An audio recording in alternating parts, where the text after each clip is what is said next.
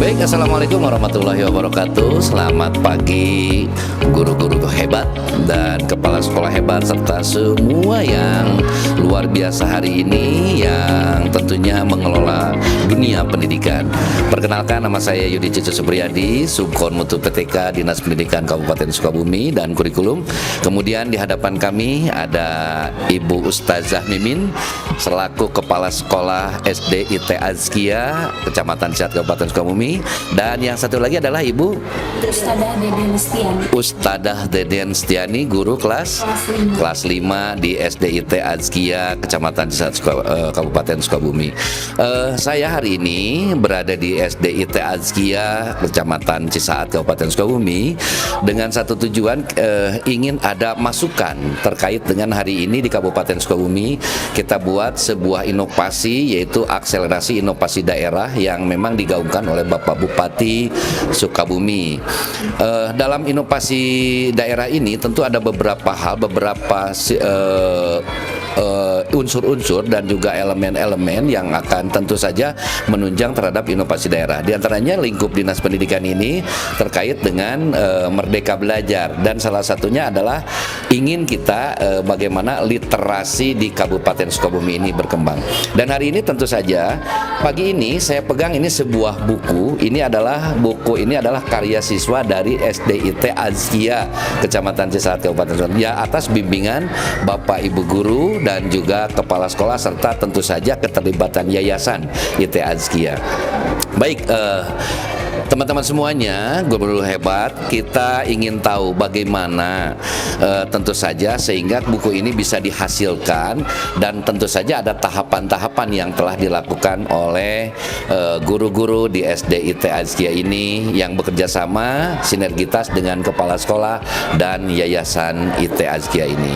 Baik, untuk yang pertama tentu saja ini saya akan ngobrol-ngobrol nih, santai ya Bu, jangan tegang, santai aja Bu. Ini kita tentu saja berkeinginan Bapak Bupati Sukabumi ingin tahu, dan juga semua guru-guru hebat, semua stakeholder ingin tahu bagaimana sih kiat-kiat sehingga anak-anak ini kok bisa menyusun sebuah buku, dan buku ini tentu saja sudah dicetak gitu, seperti gambarnya seperti ini.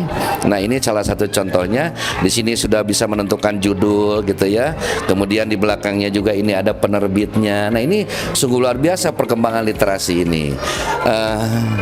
Di pagi ini tentu saja akan saya lontarkan nih beberapa pertanyaan Bu ya. Kita ingin tahu, masyarakat juga ingin tahu, dan guru-guru hebat juga ingin tahu. Karena keberhasilan di sini tentu kita akan berbagi dengan sekolah-sekolah yang lain ya.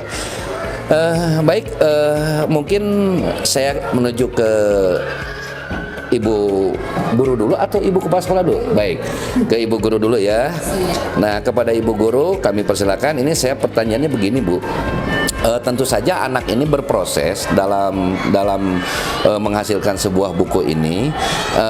Nah, ini yang ingin saya tahu, sejak kelas berapa siswa menelaah buku atau diwajibkan membaca buku, sehingga kan buku ini bisa dihasilkan. Tentu saja ada literasi baca yang diterapkan oleh ibu di kelas.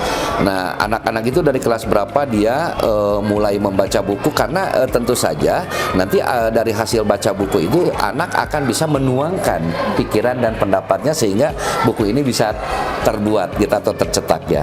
Kemudian bagaimana mekanismenya, kami persilakan Ibu untuk mungkin bisa menguraikan untuk teman-teman kita semua ya. Silakan Bu. Ya baik, bismillah. Jadi tentu saja Bapak, anak-anak itu kita arahkan, kita bimbing untuk mulai membaca itu dari sejak kelas 1. Tapi tentunya kan memang tidak mudah ya. Pasti pertama harus gurunya dulu gitu yang memberikan contoh terbaik. Maka dari kelas 1 itu ustadz-ustadzahnya mulai untuk membacakan cerita di depan anak-anaknya dari buku yang dipegang, dan itu akan membuat minat anak untuk bisa membaca semakin besar. Ketika gurunya membacakan cerita dengan intonasi yang tepat, dengan ekspresi cerita yang baik, maka itu akan mengundang anak untuk ingin segera bisa membaca gitu. Nah, dari sana guru-guru kelas 1 membimbing anak-anak untuk bisa membaca, untuk bisa menulis ya, dan tentu saja ada pelajarannya ya. Ada pelajaran baca, tulis, berhitung. Nah, dari kelas 1 jadi kami sudah mulai mengarahkan untuk senang membaca buku, dimulai dari gurunya dulu terlebih dahulu ya, mencontohkan, menceritakan isi dari buku di depan kelas. Kemudian setelah itu naik ke jenjang berikutnya ke kelas 2. Anak dimulai untuk membawa buku dari rumah, buku cerita, membuat pojok baca bersama wali kelasnya, dihias sedemikian rupa kan, supaya anak-anak itu semakin tertarik ya untuk mengunjungi pojok baca di sela-sela waktu luang. Dan selain itu juga tentunya menambah banyak referensi kan ketika anak membawa buku-buku dari rumah, buku cerita. Kemudian di kelas 3 anak-anak mulai diarahkan untuk menuangkan ide-ide menulis mereka dari pengalaman ya, dari pengalaman liburan, membuat cerita singkat gitu, beberapa paragraf. Kemudian setelah itu dibaca oleh wali kelasnya, diarahkan untuk mengembangkan ide-ide mereka ketika liburan itu, mereka apa yang mereka lakukan bersama keluarga gitu ya, dituangkan ke dalam bentuk tulisan. Nah, itu masih tulisan sederhana Bapak karena baru kelas 3. Di kelas 4-nya mulai anak-anak itu diarahkan untuk menentukan ide-ide pokok, kemudian kalimat penting, kalimat utama, sehingga mereka dari buku-buku bacaan yang dibaca mulai terarahkan untuk mengambil sebuah kesimpulan ya, apa gitu yang mereka baca pada hari itu. Karena dari ide pokok dari setiap paragraf kan bisa ditarik sebuah kesimpulan ya, dan kemudian mereka dituangkan dengan bahasa mereka sendiri. Barulah setelah itu di kelas 5 ustadz-ustadzahnya mulai mengarahkan anak-anak, membimbing anak-anak untuk menuangkan ide-ide mereka tidak hanya dari pengalaman tapi dari imajinasi, karena kalau sudah kelas 5 banyak referensi mereka dari membaca, dari pengalaman sehari-hari, kemudian dari cerita-cerita yang selalu mereka dengar dari orang tua, dari film ya, karena banyak sekali kan referensi dari YouTube, sehingga mereka mulai diarahkan untuk membuat sebuah karya dari imajinasi, tentunya tidak hanya dari pengalaman begitu. Luar biasa sekali ya. Begini Bu, barangkali ini terkait dengan tadi saya sangat menarik nih mendengarnya, karena dari file experience siswa gitu ya, pengalaman lapangan itu, sehingga dari file experience-nya liburan dan sebagainya itu bisa dibuat tulisan-tulisan gitu ya. Nah, di sini ada pertamanya guru membaca dulu, kemudian menceritakan gitu ya. Itu polanya seperti apa? Apa read aloud atau bagaimana? Read aloud gitu. Misalnya dibacakan, biasa nyaring gitu. Gurunya anak mendengarkan atau bagaimana ini? Polanya seperti apa? Oke, baik. Jadi polanya ada 2 Bapak. Pertama, guru membaca perlahan-lahan. Nah, karena kan ketika membaca terlalu cepat juga untuk anak kelas 1 memang belum ya. Jadi anak-anak menyimak, guru kemudian membaca perlahan dengan intonasi yang tepat. Kemudian setelah itu beberapa tahap selanjutnya yaitu mulai guru ketika membaca kemudian guru menceritakan kembali. Jadi ada 2. Yang pertama membaca perlahan-lahan biar anak menyimak dengan baik gitu, dengan seksama. Setelah itu beberapa contohnya misalkan ada dongeng membaca perlahan itu, misalkan cerita tentang Nabi Musa ya, membelah lautan gitu kan, banyak ya Bapak ya cerita tentang Nabi Musa membelah lautan. Nah, guru itu membaca perlahan. Jadi pada zaman dahulu Nabi kita Nabi Musa alaihi salam yang diutus di Bani Israel menghadapi bala tentara dari kaum Fir'aun. Nah, jadi dibaca perlahan-lahan dengan intonasi yang tepat. Begitupun dengan dialognya gitu ya, dengan intonasi yang baik. Nah, itu permulaan awal. Beberapa bulan kemudian mulailah tidak dibaca dengan perlahan-lahan tapi diceritakan kembali dari buku yang sudah dibaca oleh guru. Misalkan ini buku cerita tentang pertolongan dari Allah misalkan. Pertama-tama guru membaca dulu keseluruhan. Besoknya guru membawa tapi tidak membaca perlahan-lahan, tapi dengan bahasa guru sendiri gitu. Dengan bahasa sendiri, tapi bukunya dipegang seperti ini. Bahwa ibu sudah membaca nih. Iya, bercerita. Usada Bali ya, yang iya betul. Usada pernah membaca buku ini, ternyata menarik loh, isinya itu seperti ini. Jadi ceritanya begini. Nah, itu kan menarik minat anak-anak untuk wah ternyata penasaran gitu untuk membaca buku tersebut. Begitu kiranya Oke, Bapak. siap, terima kasih. Luar biasa sekali ini saya dengarnya ya. Ternyata memang guru-guru di sini sudah terbiasa seperti itu, dan mungkin di sini apa yang dikatakan dalam kurikulum Merdeka hari ini berdasarkan fase gitu, fase ABC, kayaknya dari kelas 1 sampai kelas 5 sudah ada sinergitas gitu ya. Jadi berdasarkan fase. Baik, ini kepada Ibu Kepala mungkin menambahkan, ini ada hal-hal tambahan yang lebih ini, silahkan Bu. Baik, untuk membaca kita juga memberikan motivasi dengan cara memberikan penghargaan ya Pak ya. Di kelas 1 itu ada wisuda baca. Jadi anak-anak yang sudah lancar membacanya, kita adakan sebuah event seperti wisuda, dan di situ anak-anak diberi kesempatan untuk tampil, membaca puisi, membaca cerita. Jadi anak-anak tuh pokoknya pingin segera bisa baca, termotivasi. Kemudian untuk gurunya juga kita ketika ingin menceritakan buku biar menarik ya, kita adakan juga pelatihan mendongeng Pak. Jadi gimana caranya biar cerita yang disampaikan guru tuh baik ekspresinya, intonasinya membuat anak tuh terpesona gitu ya dengan cerita yang disampaikan oleh guru. Mungkin seperti itu Bapak tambahannya. Oke, ini kan tadi sangat menarik sekali, ada reward untuk siswa ya.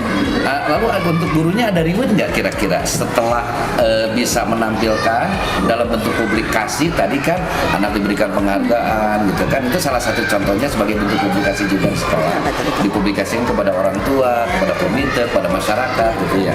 Nah, ada nggak kira-kira reward untuk gurunya? Ada, insya Allah. Ada ya? Ada juga Baru gitu ya. insya Allah sudah ada. Sudah. Karena kita berarti guru tersebut sudah mencapai target yang kita inikan. Jadi tiap jenjang itu ada targetannya gitu. Iya. Jenjang kelas 1 targetnya bacanya harus sampai mana, kelas 2 sampai mana. Ya, ketika mencapai target, insya Allah kita ada bonusnya gitu Pak. Oke. Baik, luar biasa sekali nih Bu, saya dengar hari ini. Jadi selain ada reward untuk siswa, juga guru ada rewardnya. Jadi ini di ITAJ ini ada tahapan-tahapan ya. Tentu saja rewardnya ya berupa hal-hal yang menunjang pada pendidikan tentunya Bu ya. Baik, terima kasih Bu Kepala ini.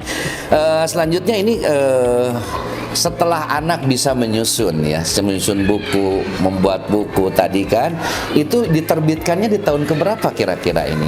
Siapa yang mau jawab deh? Ibu apa siapa? Dan bagaimana mekanismenya itu untuk menampilkan? Silakan.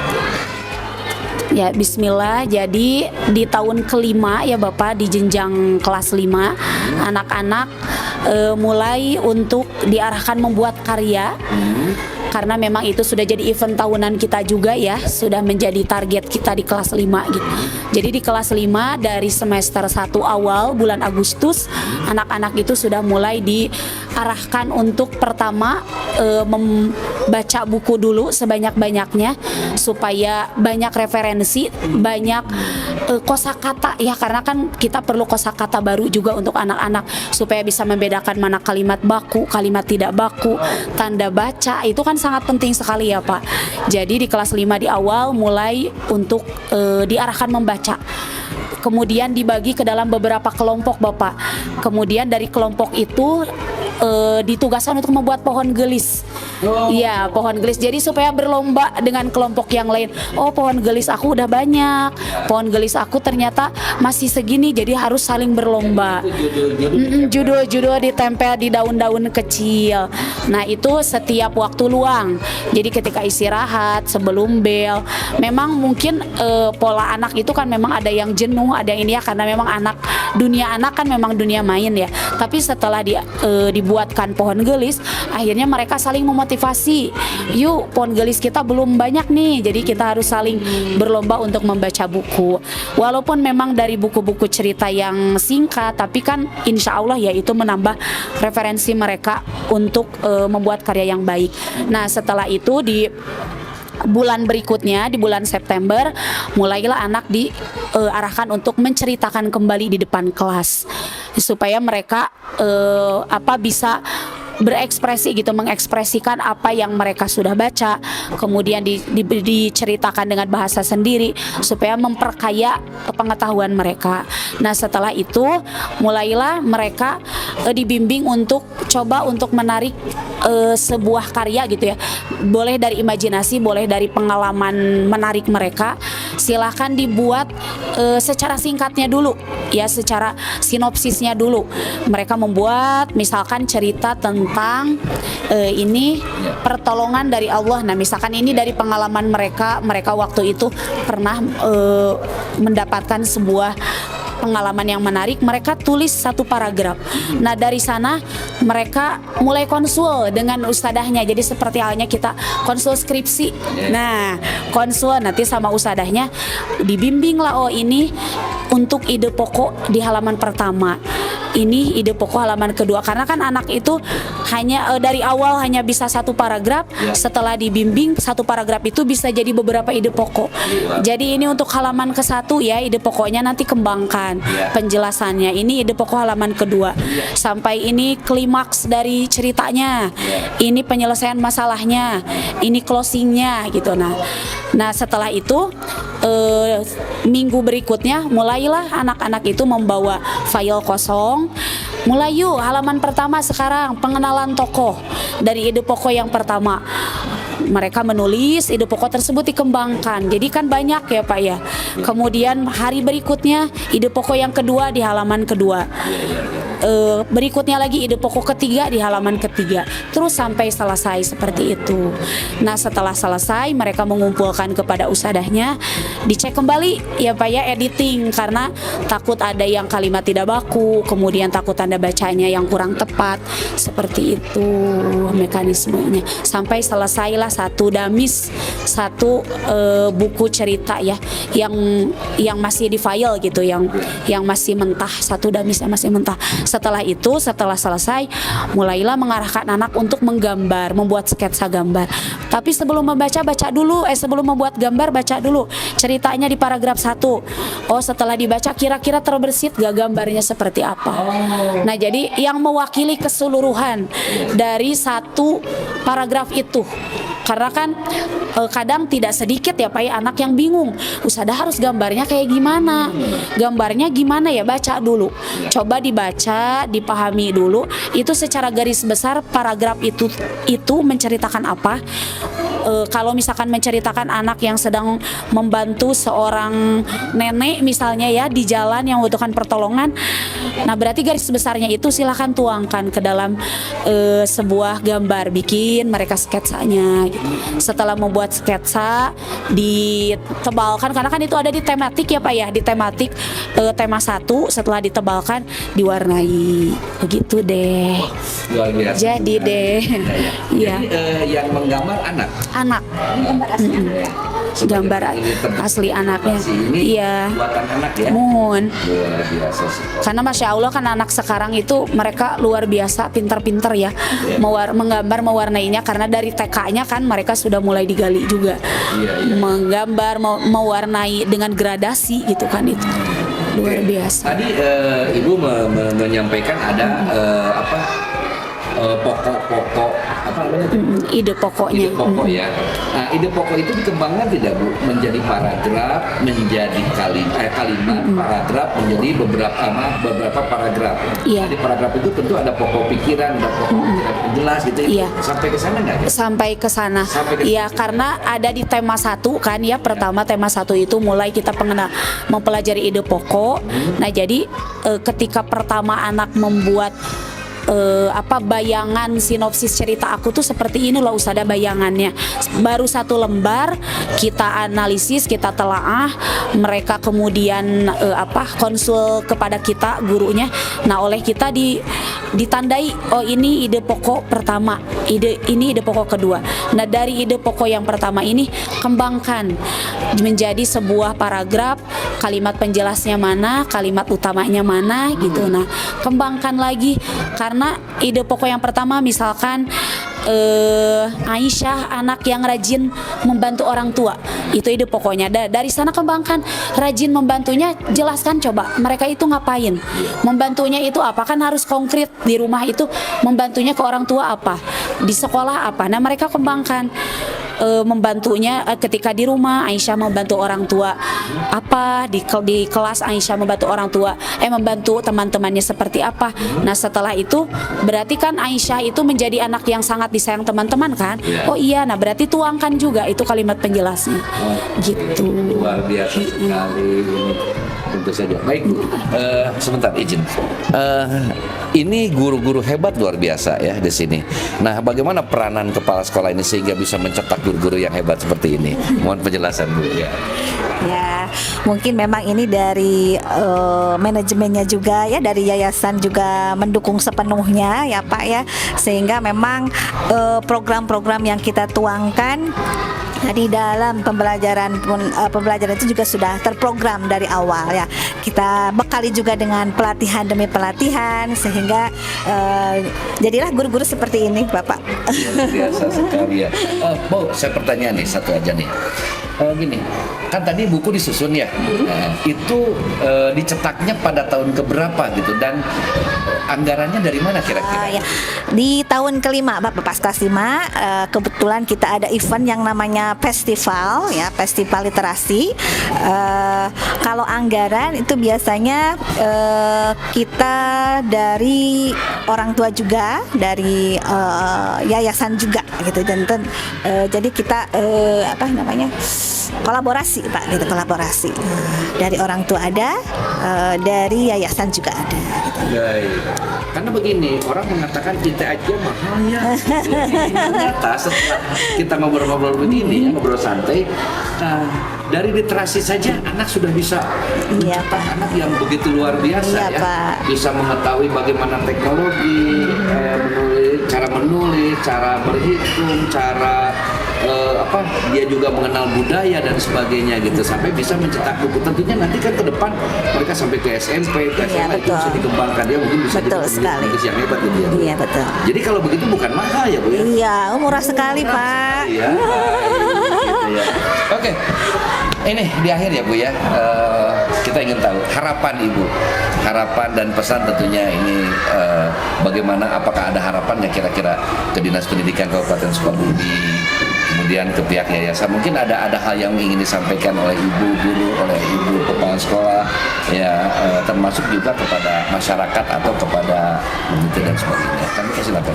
Ya, harapan kami kepada Dinas Pendidikan ya terus mendukung program-program kami, terus bersinergitas, dan alhamdulillah selama ini luar biasa dukungan dari Dinas Pendidikan Kabupaten Sukabumi, dan dari yayasan juga kita pun sudah mendapatkan motivasi, dukungan, dan berharap mungkin terus-menerus gitu ya didukung dan diapresiasi segala karya-karya kita gitu.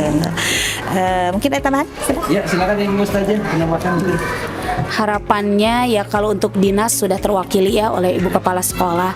Harapannya mungkin dari saya untuk orang tua, mudah-mudahan kedepannya orang tua di khususnya di IT Azkia gitu semakin bisa berkolaborasi dengan baik ya bersama kami, karena walau bagaimanapun peran orang tua itu sangat penting, terutama dalam menyediakan buku-buku bacaan di rumah ya Bapak ya, karena pengaruh gadget sekarang memang tidak bisa dikendalikan ya, karena memang sudah eranya seperti ini, era digital.